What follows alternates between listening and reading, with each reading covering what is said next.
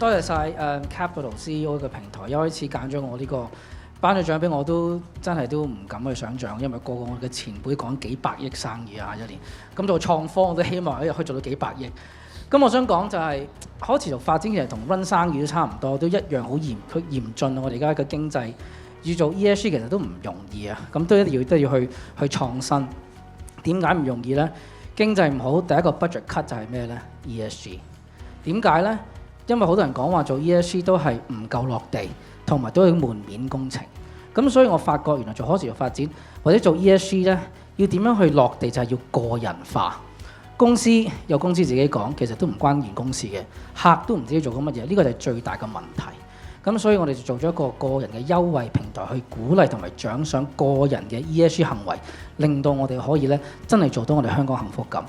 咁所以我哋去做啦。其實呢個 concept 個人化 ESG 都好新咧。咁其實唔係定我淨可以做嘅，我都要多謝我坐8號台嘅所有人啦嚇。香港房屋協會啦，我哋做咗一個全香港最大嘅 ESG 社區計劃，唔係一棟公屋，150棟公屋做 ESG， 唔係做一日，係做足半年，幫香港減咗90萬公斤嘅二氧化碳，等於幫香港種咗7個維多利亞公園嘅樹木，公公婆婆喎。OK， 第二就係我哋嘅泰興，我哋非常好嘅合作伙伴。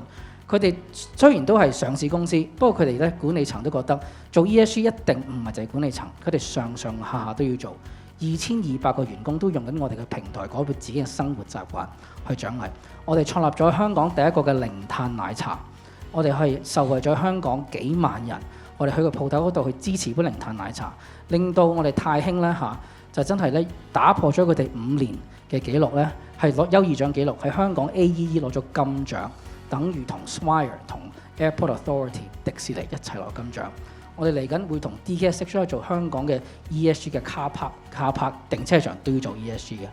咁我哋要多謝支持我哋嘅數碼港啦。咁點解數碼港？我都係數碼港嘅創科公司。佢真係做咗幾年之後，發覺原來咧政府都係打破咗唔做唔錯嘅風氣。我哋做 project 嗰時都做到1-2點嘅，所以要多謝 Ricky 啦。同埋我哋嘅投資者，同埋我哋嘅團隊，我哋本身其實唔係做個人化嘅平台，本身我哋做智慧城市，做 smart building 嘅。不過我哋個 concept 就話，我哋要轉型，我哋唔可以淨係做智慧城市，我哋要智慧個人嘅生活習慣。所以我團隊成日都覺得我係傻嘅。點樣 ESG 點樣去做個人化啦？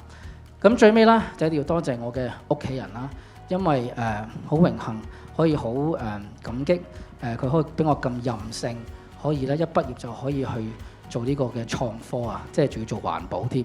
有冇人聽過做環保會發達咧？應該都冇嘅。咁所以就多謝我屋企人可以俾我做一個咁任性嘅決定。希望啦，我哋我哋過往嗰1年半啦，我哋改變咗10萬人，希望可以做100萬或者1000萬人喺我哋平台幫香港做咧社會責任同埋社會價值去做香港幸福感。多謝各位。